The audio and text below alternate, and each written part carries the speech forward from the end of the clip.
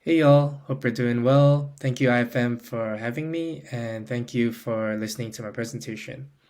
So today I'll be sharing a working draft of a paper on a game called Everything. It's still a pretty rough draft, so any and all feedback is appreciated. Feel free to comment or drop me an email if you have any suggestions on how I can improve this or other things you feel I should look at as well. So without further ado, let me get into my paper. The universe peoples towards a symptomatic deep ecology in O'Reilly's Everything. Environmental historian William Cronon believes storytelling is inherently a moral activity that can disrupt the paradox of modernity, our unprecedented interconnectedness at present coupled with a widespread inability to see it, by inculcating a richer understanding of the world. However, storytelling through conventional climate communications has largely been ineffective. While catastrophic anthropogenic climate change has long been scientifically established, its super wicked nature as a hyperobject makes it difficult to understand and accept. At the same time, entertainment media, inclusive of film, television, and more recently, games, have quickly become one of the predominant forms of storytelling. Alenda Chang argues that all forms of mass media encapsulate tacit ecological lessons that partially shape our sense of environmental self-efficacy. But games and their interactivity, in particular, can transform abstract information and otherwise distant threats of ecological calamity into operable form, bypassing the main barriers to the aforementioned conventional communications. One example of this ecologically transformative capacity is David O'Reilly's Everything. As a genre non-conforming simulative experience, it allows the player to traverse a procedurally generated universe through the perspectives of literally everything that exists in the game. This includes thousands of different things, ranging in type and scale from an oxygen atom to a cigarette butt to a mountain lion to a superstar cluster. Regardless of the thing that players are inhabiting, the player is able to 1. Inhabit another thing of a similar scalar magnitude, 2. Listen in on the thoughts of other things, as well as that of seemingly the game itself. 3. Trigger audio snippets repurposed from the late Alan Watts' lectures on the symptomatic and interconnected nature of reality. 4. Sing to communicate with other things. 5. Dance and self-replicate. 6. Join with and release other things. And 7. Perform various sandbox functions to further create, modify, and destroy things. There is no clearly defined goal for the player to achieve to win the game, with the extent of the direction provided coming in the form of advice given by the game, either through its menu tips, such as you cannot make a mistake and new things emerge from continued exploration, or in the game's addressed thoughts to the player as channeled through randomly assigned things. For example, this isn't about giving you something to see, but giving you a different way of seeing.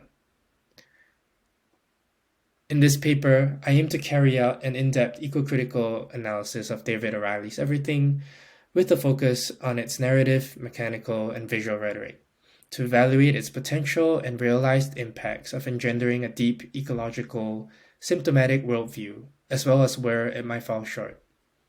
To achieve this, I mainly employ methods from literary criticism and game studies to interrogate how the game evokes and navigates the constructs of 1. Simulation and realism. 2. Anthropocentrism and agency. And 3. Anthropomorphism and eco-pedagogy. I then end with a brief examination of the impacts of the game beyond the direct player experience. So, starting with simulation and realism. At its core, everything exemplifies the mesocosmic nature of games, Chang highlights. It blends real worlds with fictional rules. In the game's conversations with the player, it introduces the player to the different rules or palette of actions they can undertake, and even at times demonstrates an awareness of its role as simulation, like when it asks the player to create and destroy as much as they like, or as much of it as the game can handle. By alluding to its own computational limitations in fulfilling the player's experimental intensity, the game seems to close the distance between simulation and reality, suggesting to the player an ecological ontology that does not merely exist in its contained mesocosm. In fact, the game's self-reflexive acknowledgement of its function seems to be part of a meta-narrative device of embedding itself as one of the things the game revolves around. The game tells the player that if you can see that you're neither big nor little, this nor that, you might also see I'm neither real nor unreal. Things are at once the basic unit of everything, and as described by Watt's narration, there are no such things as things, non-existent. Watts expands on this idea, asserting that things are solely a linguistic and ideological net of imposed precision we use to get a purchase on the, quote, wiggly physical world that is as continuous as a wave is continuous with an ocean.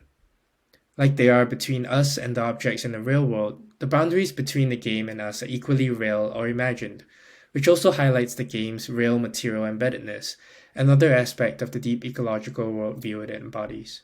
The collapse of the game and reality also takes place in the other direction. Watts waxes lyrical about the playful nature of the universe and how our approach to existence should also embody the same playfulness, while the game tells the player that everything is a game based on the game you're in, further solidifying its ecological rhetoric. Realism in games is typically the move towards graphical fidelity and destructibility. While the player gets the ability to remove objects from the game at a later point, the focus is very much on being and not doing, with the main actions of thinking, singing, and dancing being more of a reflective meditation on the player's character and their perspective. One critique of everything as a simulation is it does not capture the dark side of ecology and the realities of dirt, hunger, and decomposition. However, everything is not a productivist simulation in which processes of extraction, entropy, and waste management are ignored.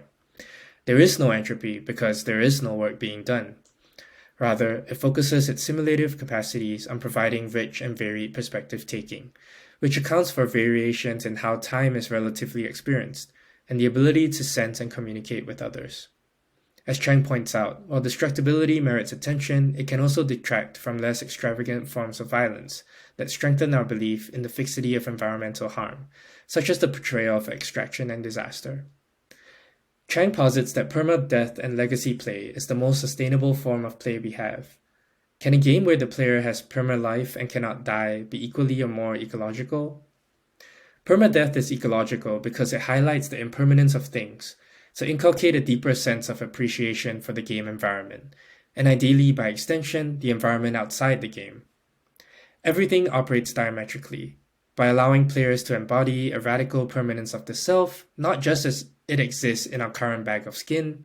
It arguably cultivates a more comprehensive appreciation for other past, present, and future patterns of our continuous universal selves. The fact that the game continues playing itself in lieu of continued player action further highlights our insignificance in the notion of a perma-life that extends beyond the human, broadening players' perspective of value and control via a different route from permadeath experiences. A final way everything serves to inculcate a deep ecology via simulation and realism is through how it unavoidably invokes the physical theory of everything, an attempt to unify the mechanisms of quantum mechanics of matter at the smallest scale with those of gravity and space-time, which operate at the largest. In a way, everything unifies the two by directly fusing together and making indistinguishable the largest and smallest scales one can inhabit. This solution does not confer mastery on humans over other beings and the environment, because we can never truly arrive at either the smallest or largest scales, as with the similarly procedurally generated looped, longitudinal and lateral borders in the game.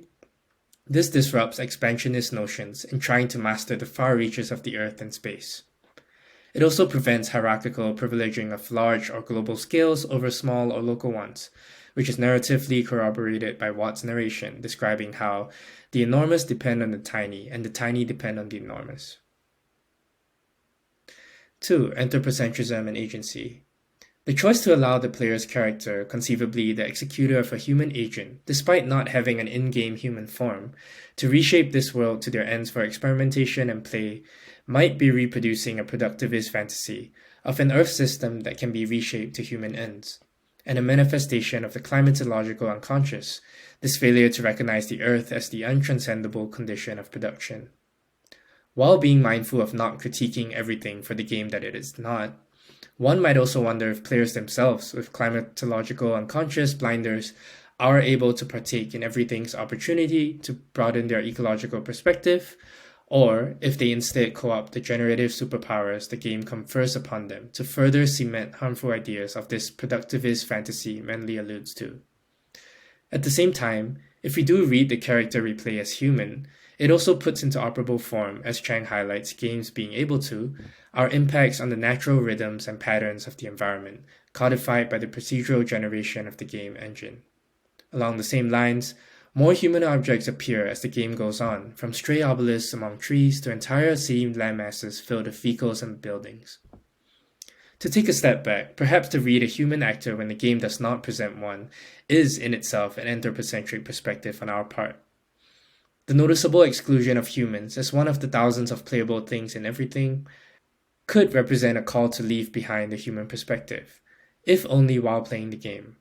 However, we can also consider if this exclusion does privilege and draw attention to it in a way that it might not if humans were just another comically rolling creature similar to other mammals in the game.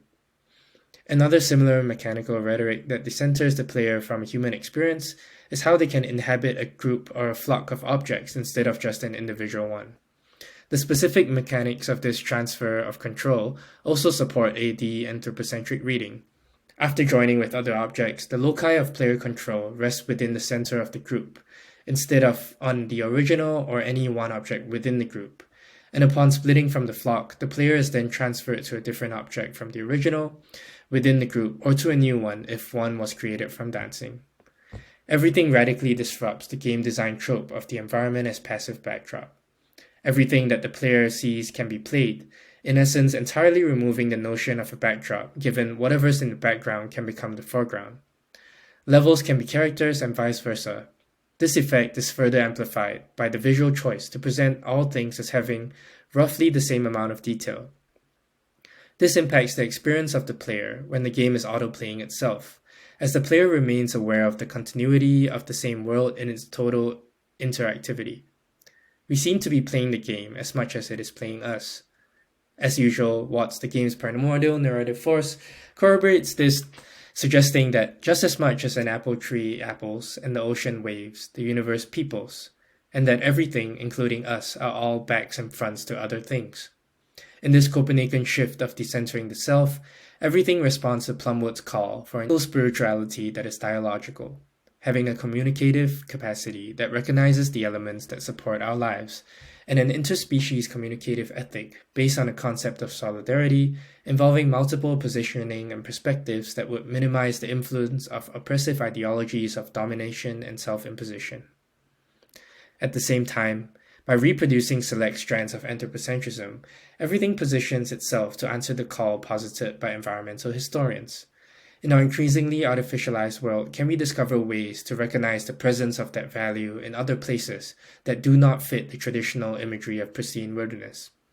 The choice to include the realm of human objects such as planes, pizza slices, snooker tables, and oil spills creates a broader sense of what constitutes the universe or ourselves, outside a narrow definition of nature. Contrary to McNone's criticism that dark ecology is missing from everything, I contend that instead of presenting a periodic utopia, the game presents a broad conception of nature in which humans are one of its many symptomatic patterns. Finally, the game's mechanics also present a departure from anthropocentric tropes reproduced throughout the industry. Everything is conceived of as an infinite game in opposition to Cars's characterization of finite control-oriented games, where rules are in place to ensure someone wins. Webster characterizes this form of gameplay as a form of storytelling in which the human perspective is intertwined within a much more complex network of experiences and ways of existing. Lastly, moving on to anthropomorphism and eco-pedagogy, everything's departure from established game mechanic tropes culminates in a resistance to anthropocentric classification of ways of play. The game has been described as a reality simulation game, a relax 'em up instead of a shoot 'em up, and technically a third-person RPG type game, but don't expect it to fit that mode or any mode neatly. O'Reilly himself says that everything is a very new thing and not really fitting into any particular genre. The aforementioned genres imbue play with typical human characteristics of violence, mastery over the environment, and the erasure of non-human perspectives. By defying genre classification, everything widens the room for the development and proliferation of non-human play. It serves as a counter-apparatus that is aimed towards dismantling, questioning, or critiquing the hegemonic apparatuses. Visual and mechanical anthropomorphic choices in everything seem to balance this tightrope of representation and relatability effectively. The choice to give all things the ability to express human-like thoughts and traverse the landscape can risk giving players the impression that they are playing with people wearing bear costumes out there instead of wild animals, a la Treadwell and Grizzly Man. However, I believe this is a managed trade-off to allow enough familiarity not completely alienate and disorient the player, while letting them experience other, arguably more important, non-anthropomorphized qualities, such as the acceleration and dilation of time and space. In a way, the menagerie of all things and everything continues to reproduce the rationalist logic and desire for classification and control of the non-human world, which Anderson argues zoos evolved from. There is an ongoing catalog of all the things the player inhabits, marked with an increasing percentage, marking completion of cataloging them, reducing them to human classification and capture. The library of things and everything, as well as the game in general, bring to mind the consequences of the visual rhetoric of Watkins' photography of Yosemite Valley and its impacts on cultural and environmental discourse. The valley is at the mercy of the viewer, and the viewer can contemplate the image at their leisure, put it away, return to it later, compare it to other collected images, and indeed own it, so that sublime nature is now commodified nature, a private possession, nature as cultural capital. However, I argue the anthropomorphic qualities of things and everything serve to add to, instead of detract from, a sense of Plumwood's interspecies communicative ethic. In Copeland's study of ecofeminism and Beatrix Potter's depictions of her animal characters, she notes how anthropomorphic touches like clothing, speech, and household furnishings serve as a shorthand to suggest that, in terms of nest and care of young, rabbits are not unlike humans. We can similarly read O'Reilly's choice to imbue all objects with the ability to travel, join and separate, sing and communicate with other objects, and dance and reproduce as shorthand for just suggesting that all things like humans have their own type of agency and influence. Additionally, hearing human thoughts from other beings can also have the effect of revealing how anthropocentric they are. For instance, the player can encounter a traffic light saying, "I'm the most unique thing in the universe. I have to be." Everything is nature study. The purpose of nature study is to make the individual use their senses instead of losing them, and to keep their eyes open to all things so that his powers of discrimination shall be based on wisdom. Watts highlights how humans have a myopic way of looking at things, systematically eliminating from our awareness all the gorgeous things going on that do not trip our scanning system based on sensing danger. Everything flips the notion of anthropomorphism on its head, imbuing our human experience with the symptomatic nature of the universe, allowing us to remember that this scanning system we otherwise often experience as our entire scope of reality is just one small symptom of our larger identity as an interconnected universe. By providing significant learning experiences that allow individuals to build their own meanings without pre-established directions or right answers, it promotes a type of knowledge that is built by each individual in consideration of one's own subjectivity. Everything avoids an overtly educational teleology which otherwise compromises the pedagogic value of nature study, in which players are conscious of mental effort or that they are suffering the act of teaching. Huizinga's notion of a magic circle that contains and separates gameplay from the real world has been thoroughly challenged by game study scholars. Through the duality of simulation and realism, anthropocentrism and agency, and anthropomorphism and eco-pedagogy, I hope I was able to convincingly show how everything adds to this discourse, positing the way not only to a Wattsian ontology of symptomatic ecology that can dismantle the myths underlying our climate crisis, but to the myriad of narrative, mechanical, and visual rhetorical approaches that can be leveraged to affect public audiences of entertainment media. In a sense of urgency, rhetorician 𝗲𝗏𝗄𝗏 illustrates the use of placement, the creative act of setting things, time, and place in relation to each other, to create presence, a shimmer of intensity and feeling that can help us bear witness to injustices and fathom acts of care. Everything exemplifies entertainment media's ability to perform such rhetorical work, in creating a persistent sense of 𝗲 to incite a broader feeling of self. Through everything's use of placement, our experiences of the myriad symptomatic patterns in the universe gives us a sense of who we are, an interconnected ecological entity. Thanks for making it to the end of my talk, and as I mentioned, feedback is greatly appreciated. Hope you have a good day and enjoy the rest of the presentations.